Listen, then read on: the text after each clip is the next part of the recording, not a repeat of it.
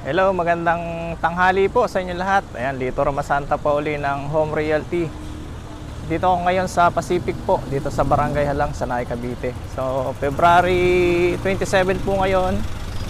Mag-update lang tayo dito sa Pacific. Sa mga hindi po nakakaalam, si Pacific ay two-story townhouse. Meron siyang parking and ang kagandahan, meron siyang fencing gate. Ang location po nila dito sa Barangay Halang, Sanay, Cavite. Meron din silang project po sa 13 Martires. Kung familiar po kayo sa Barangay Cabuco at saka sa Concho. Kaya lang sold out na po dun. Sold out na po yung project nila doon. Kaya nandito tayo ngayon sa sa Halang na po yung project nila. Yan. Pakita ko po sa inyo yung site. So nandito ako sa site ngayon, time check, alauna, medyo mainit. Yan. Yan po yung site ngayon, may mga ongoing. Meron po mga RFO units dito. Okay po.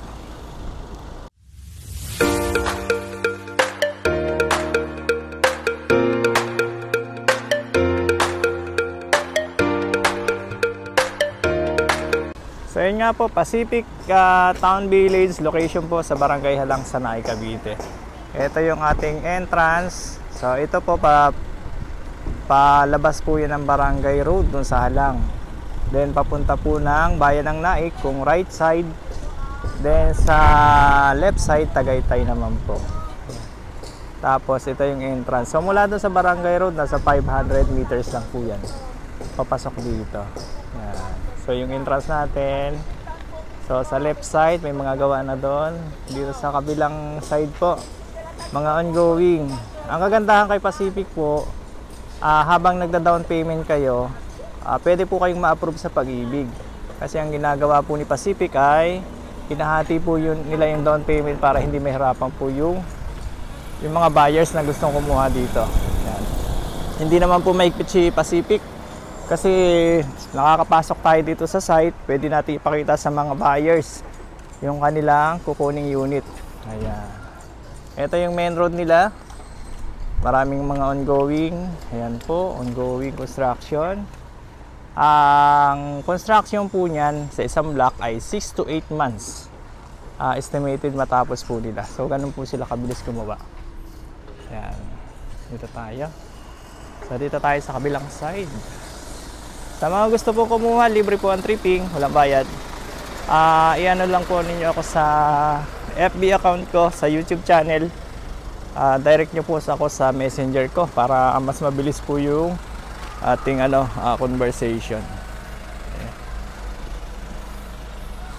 So naka-design po talaga yan sa sa parking. Ayan. Ang malalaki po yung kalsada natin, 6.5 meters yung minimum. So katulad nito, corner lot po yan. So makikita nyo, malaking lote. Ang kagandahan talaga kay Pacific, uniform siya sa harapan. Kaya hindi siya, kahit sabihin po natin na mapuno, maganda pa rin siyang tingnan. Kasi nga po, meron ng designated na fencing gate. Ayan. So ikot ko lang kayo dito. So marami na pong mga gawa dito. Actually may mga na-turnover na po dito. Ayan. Okay, so makikita nyo, laki po ng parking sa harap. Yan po ay 5 meters mula doon hanggang dito. Ayan. Sa Concho po at saka sa Barangay Cabuco, meron din silang project doon. Kaya lang sold out na po doon. Kaya nag-open po sila dito sa Pacific Town Village dito sa Barangay Halang, Sanay, Cavite po. Kung galing po kayo ng Manila, from PITX, one ride lang po ito doon sa Bayan ng Naik. Tapos pagbaba nyo po doon sa Bayan ng Naik, pwede po kayo sumakay ng tricycle. Yan. So ipakita ko po sa inyo yung loob. Meron tayo ditong end unit. Ito po. Ito naman inner unit. Pag sinabing inner unit po, nasa gitna siya. Ayan. So meron siyang katabi dito sa kabila at saka dito sa kabila. Ito yung front area. So kung may mga sasakyan kayo, ayan, may parking. Ayan, dito. So pakita ko po sa inyo yung loob. Dito tayo sa end unit kasi ito po yung bukas. Ayan. So, end unit. Ang cut ng lote po ng end unit natin ay 54 square meter. Makikita nyo may space pa siya dito sa gilid. So, ito yung entrance ng ating sasakyan. Tapos, ito yung entrance ng tao na. Anong tao? Yan po. Okay. So, kapag end unit po ang nagustuhan nyo, ganito yung lote niya. Meron kayong space dito sa gilid na around nasa 1 meter po yan mula dito sa pader hanggang doon. Ang kagandahan, yung space po sa gilid, hati na po kayo dyan. Kumbaga, provided na po yung pader nyo, i-extend na lang po yan pataas.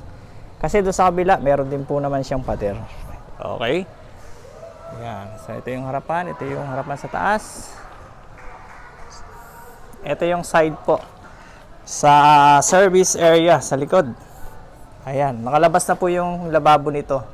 Kaya yung space doon sa loob, medyo malaki na po ng konti. Ito yung space naman sa taas. So, kapag na-turn over po yung unit, pwede nyo pong ipa-extend ito. Okay. So, balik po tayo dito sa entrance. Pakita ko sa inyo yung turnover natin. Ayan po. So, wala pa siyang tiles. Kayo na po yung bahala magpa-tiles nito. Ang kagandahan dito, meron na siyang painted na po yan. Yung ating ceiling. Ayan. So, ganyan po siya. Naka-sliding window na rin po yan. So, gagawin nyo na lang, ipapag-grills nyo na lang siya. Kasi for safety, di ba? Lalo na po pag may mga anak kayo, tapos nasa work kayo, para safe, ipag-grills nyo na lang po yung mga bintana. Ayan. So, ito yung area. Buhos po yung ating ceiling, yung flooring sa taas. Yung CR natin ay half tiles, tapos, ayan po, makikita nyo, complete accessories naman po yan. Okay. So, ito yung hagdan natin, pataas. Ayan po. Kaya po maraming kumukuha kay Pacific. Unang-una, hindi po masyadong mabigat sa down payment. So, halimbawa po, 200,000 yung down payment, pwede nyo po siyang bayaran ng 18 months. Tapos, hinahati-hati pa po ng developer yan. Ayan. So, kung gawa na po yung bahay na nakuha nyo, tapos kunwari naka 18 months po yung equity or 12 months, mabilis lang po sila magpa-approve sa Pag-ibig base po sa experience namin. Yan, ito yung second floor, provision po ng 2 bedrooms. So, meron na tayong kesame po. Hindi na kayo maglalagay ng kesame. As in, kwarto na lang po yung ilalagay nyo rito. Yan. Ito yung sa taas po. Ay, sorry, sa baba. Yan. Yan yung katalikuran nyo. Kabila. Ito, pwede nyo pang, halimbawa, gusto nyo magpalagay ng rooms dito na maliit. Oh. Pwede. Ayan. Okay. So, medyo, mahangin po dito sa Nai Cavite. Ayan, okay, kita nyo po, malakas ang hangin. So, yung mga katabi nyo po dito, ano pa, mga bakanting lote. Pero for sure, may mga nagmamayari na po niyan.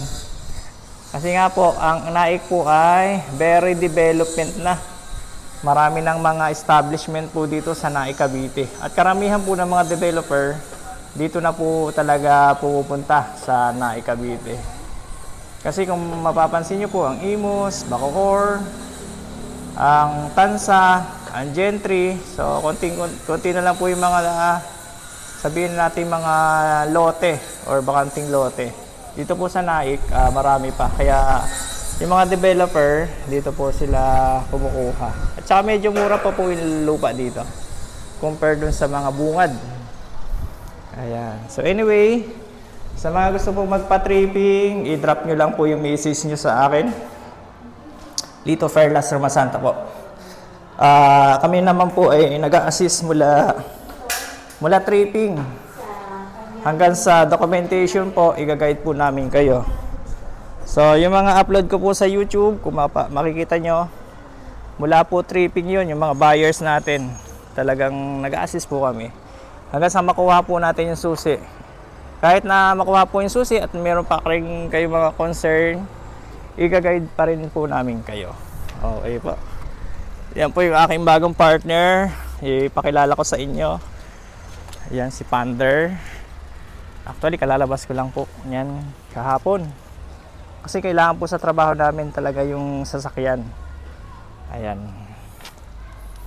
So, marami nang mailalaman na pasahero dyan kung sakaling may tripping tayo. Kasi yung sasakyan kong isa, maliit lang po kasi. Kaya pag may tripping, halimbawa, 4 ang client, hindi kasya.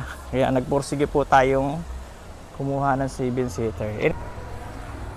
So, yun po, sa mga gustong magpa-tripping, drop nyo na lang po yung message nyo sa messenger po para mas madali po tayong magkausap.